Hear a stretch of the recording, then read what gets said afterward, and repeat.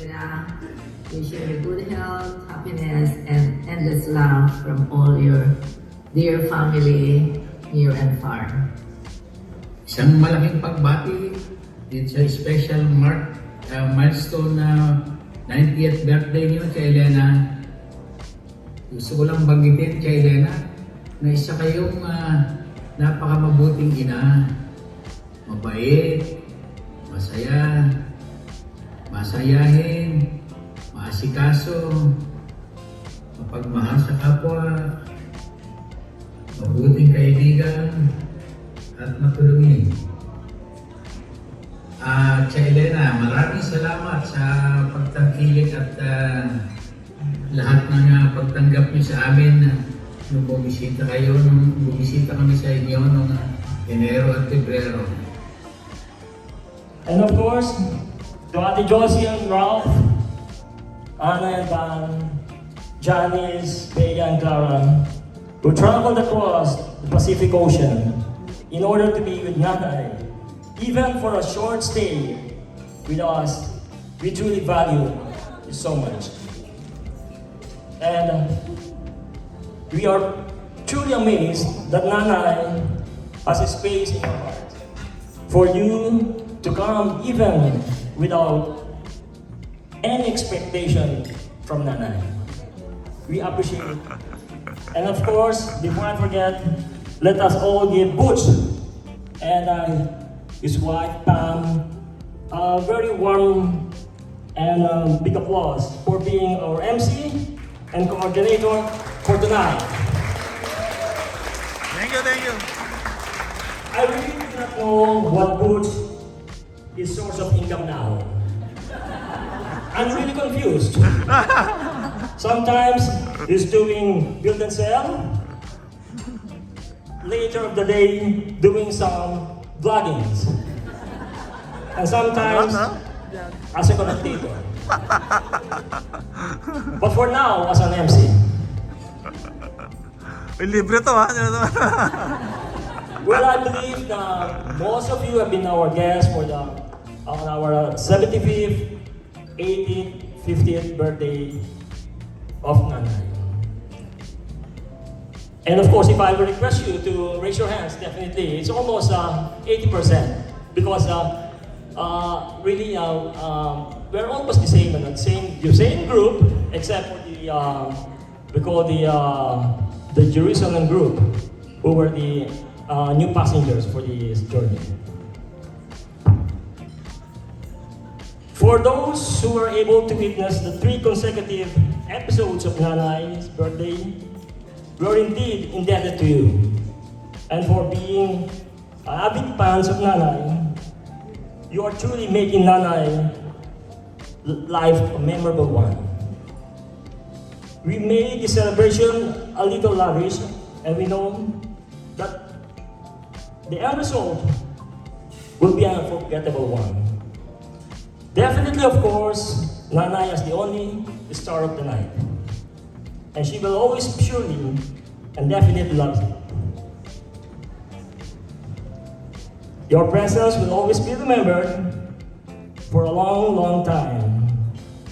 As far as long as Nanay's memory can recall. We cannot back the time, but it will be full of memories for a lifetime. The money we spent for this celebration is nothing. It is the memories that really matter. Money can be earned and recovered, provided we still have that energy. Going back to Nanay, for Nanay to exist for 90 years, she had witnessed so many great days and sorrowful moments, such as from tender age, she witnessed the horrible life of World War II. At teenager age, when Israel, where Jerusalem is situated, was proclaimed as the state during the year of 1947. Nanay also witnessed when Jessie Cosme was conceived and born on December 2 of 1958. when John F. Kennedy was assassinated in Dallas, Texas. When the first astronauts were sent to the moon. When martial law was declared throughout the Philippine archipelago. When she witnessed the EDSA revolution that freed the Philippine people from a dictator. Again, when Jessie Cosme married Maria Teresa del Rosario Torres. When our two daughters, were brought to life. When our beloved father, Etoy, died. When our dearest brother, Edwin, left us in this world. When our best friend, Tita Saide, died during pandemic. When some of our co-teachers died due to aging. When our cousin Robert Pagsangan died of diabetic due to health issue. When Ephraim and Topher of our cousins left us during the pandemic period. When she outlasted younger individuals during the outbreak of COVID-19. And for not being affected by the virus, even without the vaccine. Hallelujah.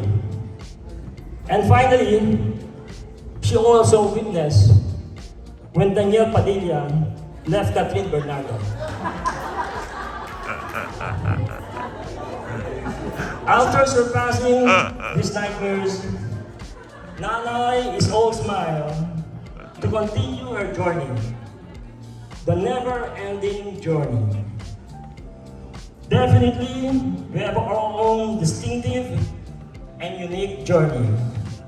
But for tonight, the clock has stopped, and we are all riding on Nanay's journey.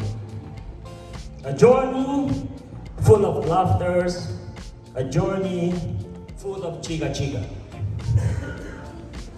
Meaning all of us, commencing our travel on a train from Scotland, then passing through Wales, down to London, then crossing under the sea, leading to Paris.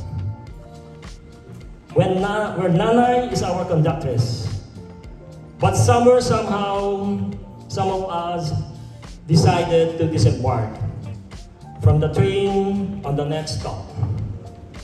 And the seats that were vacated were filled with other passengers. So on our 80th birthday, new passengers were boarding in.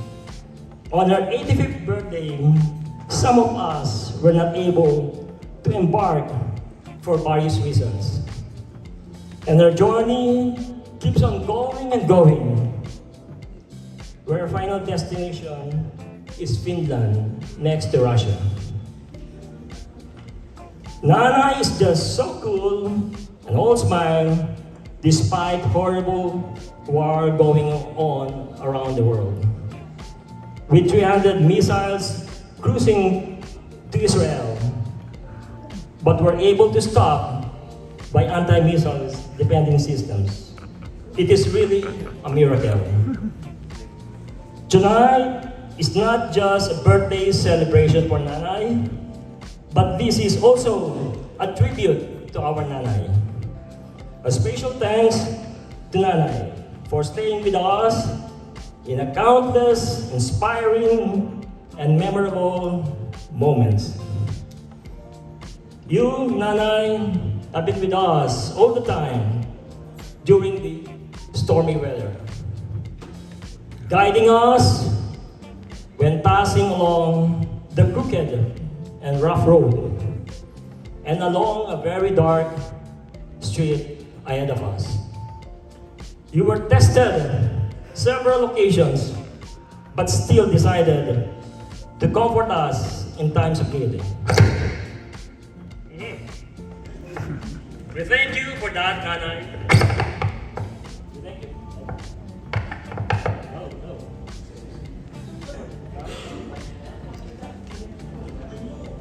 Oh, iisip ko na na lang, ha?